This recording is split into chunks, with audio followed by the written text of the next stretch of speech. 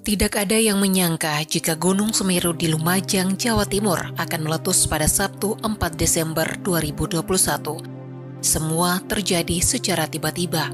Tanda-tanda erupsi Gunung Semeru juga sangat cepat. Salah satu fenomena aneh yang dialami warga ialah ketika air yang mengalir jernih tiba-tiba berubah kecoklatan dan mendadak debitnya meninggi. Setelah itu terjadi gempa dan diikuti erupsi dahsyat. Warga sekitar Gunung Semeru atau Mahameru ini sebenarnya sudah terbiasa menghadapi amukan letusan. Pasalnya, letusan gunung itu sudah terjadi sejak 200 tahun silam hingga sekarang.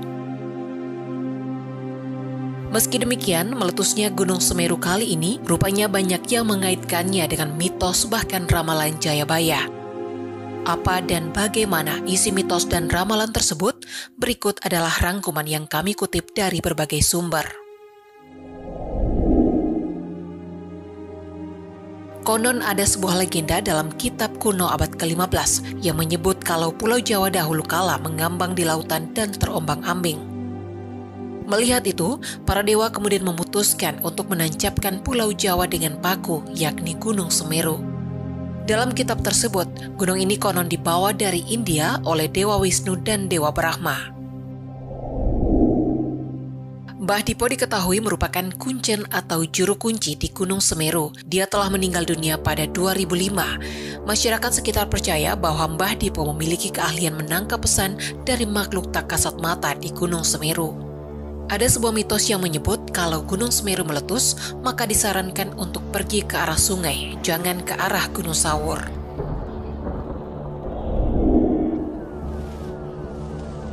Kawasan Kalik adalah lokasi di mana terletak beberapa batu sebagai semacam nisan orang-orang yang meninggal dunia di Gunung Semeru. Salah satunya milik Suhoki.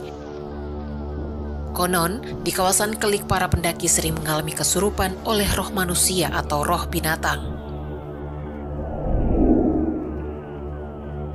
Mitos paling populer di Gunung Semeru yakni adanya tanjakan cinta. Konon, tanjakan yang tak terlalu curam ini memiliki mitos yang dikaitkan dengan kisah percintaan. Jika pendaki yang datang berjalan melewati tanjakan cinta tanpa istirahat dan tidak menoleh ke belakang, maka kisah percintaan yang diharapkan akan terkabul. Namun sebaliknya, jika pendaki beristirahat dan menoleh ke belakang saat berada di tanjakan cinta, maka kisah percintaannya akan sulit.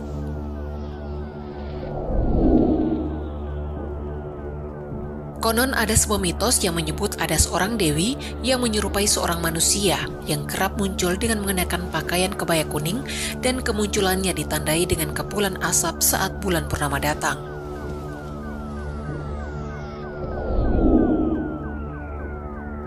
Dalam beberapa literasi, Maharaja Jayabaya merupakan raja kerajaan Kediri yang memerintah sekitar abad ke-12. Raja Jayabaya adalah sosok yang visioner. Dari kitab Jangka Jayabaya, bait ke-164, sang raja berucap suatu saat Pulau Jawa akan terpotong menjadi dua. Dengan ramalan Jayabaya tersebut, kali ini banyak yang meyakini mitos Jawa terbelah akan terjadi. Banyak masyarakat meyakini jika ramalan Jayabaya selalu terbukti. Satu hal yang terbukti adalah masa menjelang Perang Kemerdekaan, yakni saat Jawa dijajah Jepang. Satu ramalan Jayabaya yang terbukti adalah seumur jagung atau 3,5 bulan yang dimaknai dijajah 3,5 tahun. Yang jadi sorotan kemudian adalah mitos Pulau Jawa yang akan terbelah. Akan tetapi, dalam ramalan tersebut kuncinya adalah Gunung Slamet meletus. Konon, jika Gunung Slamet meletus dahsyat, itu bertanda Pulau Jawa akan terbelah dua. Jika melihat catatan sejarah, Gunung Semeru pernah meletus dengan sangat besar pada 200 tahun lalu, tepatnya pada 8 November 1818. Setelah itu Gunung Semeru kembali meletus pada 2 Februari 1994 lalu, disusul pada tahun 2000-an di mana terjadi 8 kali letusan. Letusan besar juga terjadi pada Natal tahun 2002. Kemudian pada 1 Desember 2020, Gunung Semeru kembali meletus diikuti guguran awan panas dari puncak. Kali ini, Gunung Semeru kembali meletus jelang akhir tahun 2021. Dari catatan yang ada setidaknya sampai hari ini, Semeru sudah meletus sebanyak 87 kali. Gunung api ini jelas termasuk gunung berapi sangat aktif. Keaktifannya hanya kalah dari salah satu gunung teraktif di dunia yang berada di dekat Yogyakarta, yakni Gunung Merapi. Bismillahirrahmanirrahim. Assalamualaikum warahmatullahi wabarakatuh. Salam sejahtera bagi kita semuanya. Om Swastiastu, Namo Buddhaya, salam kebajikan. Sehubungan dengan erupsi Gunung Semeru yang terjadi pada hari Sabtu 4 Desember tahun 2021, Bapak Presiden dan Bapak Wakil Presiden telah menerima laporan dan terus memonitor dari waktu ke waktu. Atas nama Presiden, Wakil Presiden, pemerintah, dan seluruh rakyat Indonesia, saya menyampaikan duka yang sangat mendalam atas korban yang meninggal dan korban luka-luka. Bapak Presiden sudah memerintahkan kepada Kepala BNPB, kepada Kepala Basarnas, Menteri Sosial, Menteri Kesehatan, Menteri Pekerjaan Umum dan Perumahan Rakyat, dan juga kepada Panglima TNI, Kapolri, Gubernur, dan Bupati, untuk segera melakukan tindakan secepat mungkin, melakukan langkah-langkah tanggap darurat, mencari dan menemukan korban, memberikan perawatan kepada korban yang luka-luka, dan melakukan penanganan dampak bencana. Bapak Presiden juga memerintahkan agar bantuan pelayanan kesehatan, penyediaan logistik, kebutuhan dasar pengungsi, serta perbaikan infrastruktur dapat diselesaikan dalam waktu yang sangat singkat. Kemudian pemerintah mengimbau kepada masyarakat untuk mengikuti arahan petugas di lapangan dan selalu meningkatkan kewaspadaan. Kita memang berada di wilayah Ring of Fire yang rawan terhadap aktivitas alam seperti erupsi gunung berapi semacam ini.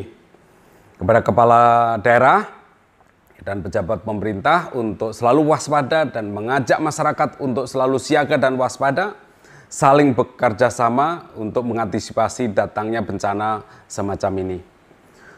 Semoga Tuhan Yang Maha Kuasa, Allah Subhanahu wa Ta'ala, selalu memberikan pertolongan dan perlindungan kepada para korban dan juga kepada kita semuanya, serta memudahkan kita dalam menghadapi setiap tantangan. Terima kasih. Wassalamualaikum warahmatullahi wabarakatuh.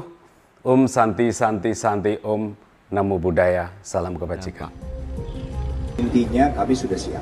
Kami sudah siap dan sudah siap dalam arti setiap satuan teritorial, Kodim, Korem, Kodam itu memang sudah terbiasa untuk memberikan bantuan.